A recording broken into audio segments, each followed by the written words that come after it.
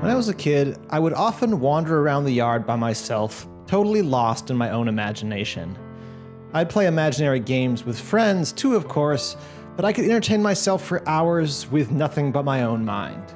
Every piece of media I consumed was inspiration for new worlds, new characters, and insane over-the-top anime-style fight scenes.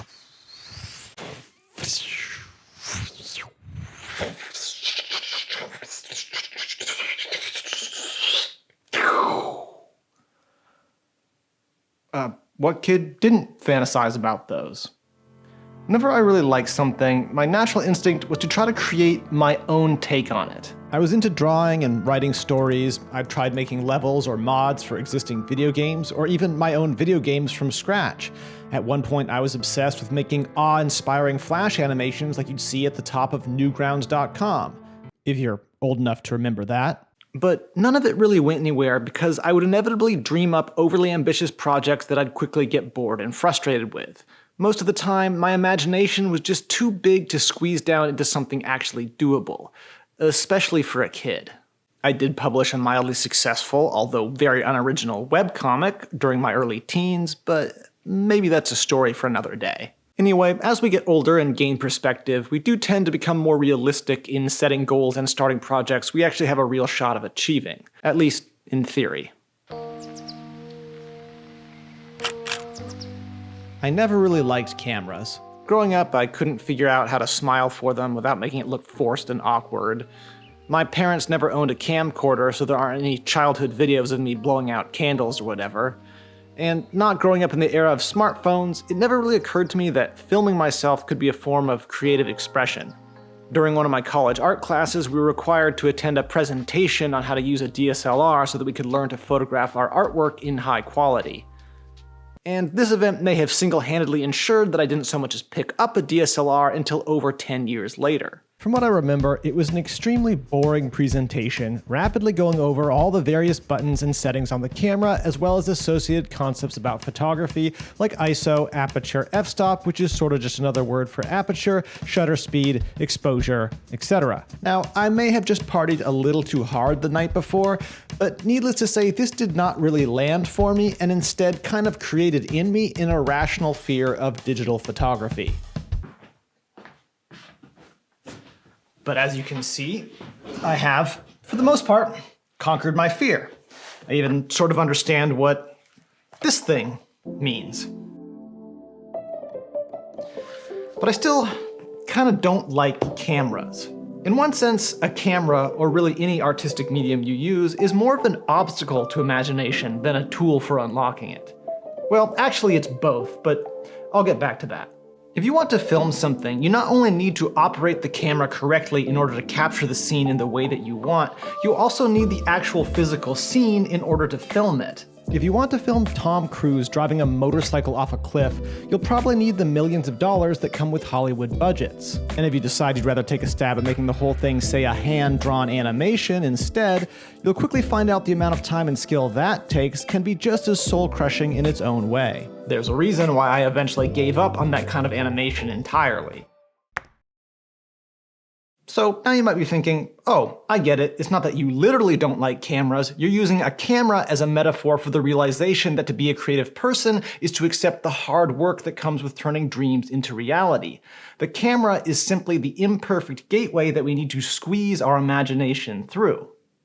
Well, don't put words in my mouth, although that last sentence was kind of cool. There are things I don't like about cameras. I don't like carrying them around in public. I always feel like I look kind of weird, and there's a reason why I do most of my filming here at home as opposed to, say, vlogging around town. And of course, no one likes messing up a setting and realizing that your scene is out of focus or overexposed, or that there was a little hair that got caught on your face which you only noticed after filming for like an hour, and even though it really bothers you, it still doesn't feel like it's worth going back and reshooting it. I guess that's not really the camera's fault.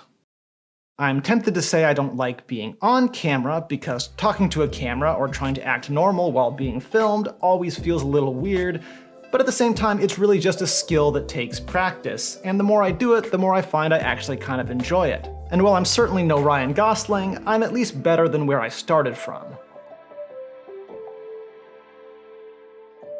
But I still often find my imagination trying to grow larger than reality as I sit here writing this script. Well, right now I'm sitting here filming this script, but you know what I mean.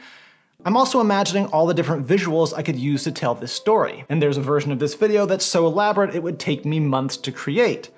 There's also a version of this video where I just talk into the camera and provide no visuals, but that didn't really seem like it would do the concept justice. If you're watching this, it probably means that I found some compromise between all of my grand visions and something that I could actually pull off and post to YouTube in a somewhat timely manner. After all, I'm not that naively ambitious little kid anymore. At least, not really.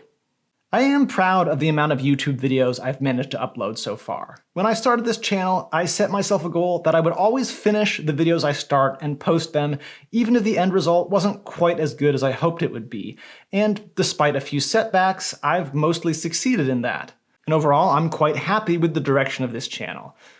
But still, sometimes the things I can do with just myself and this camera don't feel like enough to live up to the grand visions I spent my childhood obsessing over.